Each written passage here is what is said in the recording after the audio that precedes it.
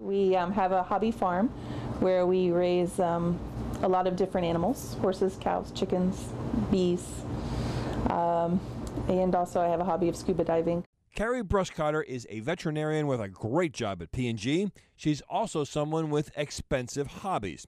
Now in her 30s, Carrie wants some help saving for retirement. Would you cut back on some of your hobby if it meant you would be able to someday have a better retirement? I guess we'd have to define what a better retirement is. Carrie's done a lot of things right. Since she got out of veterinary school with lots of debt, she and her husband sat down and strategized on a plan where they take one paycheck every month and apply that towards their debts. What you had was discipline. You said, I want to get rid of these loans. You could have paid them off slower, couldn't you? I could have paid them off over 30 years, yes. 30 years? Yes. At the rate of 30 years, where do you think you would be today with about $60,000, $65,000 worth? Probably, yeah.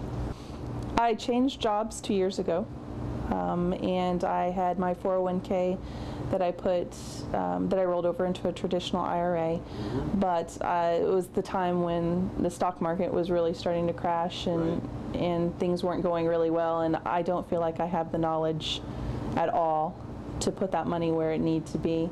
So Carrie parked that money in a money market account inside of her IRA, and like many of us, missed much of the stock market's rebound. But she's still ahead of most Americans. A recent study from Wells Fargo finds the average savings of 50-somethings for retirement is just $29,000. Do the math, and that works out to just $190 a month over 20 years, figuring a 5% rate of return. Clearly, $190 a month isn't going to cut it. The best thing, of course, is to start saving early, putting away 10 to 15% of your salary in your 20s and 30s, and then let time help to build your portfolio.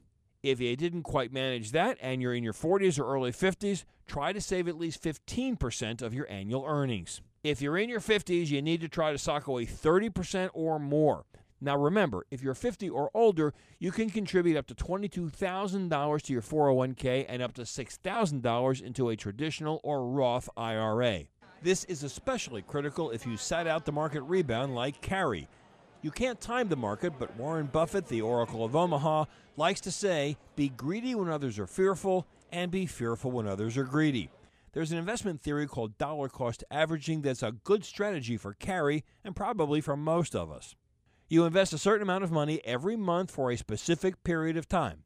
Sometimes stock prices will be up, sometimes down, but over time your average price per share should be lower. But for most of us, the best strategy may be to plan to work longer, socking away as much money as we can in our late 50s and early 60s. Working longer also helps to offset some of the bite that you'll get from inflation. Either way, you should take a good hard look at your spending to come up with the money to invest. Carrie says that she's open to a discussion about cutting back on some of those hobbies. So if you want a horse to buy, I do have several for sale. I'll bet you do. For Fox 19 and Simply Money, I'm Nathan Bachrach.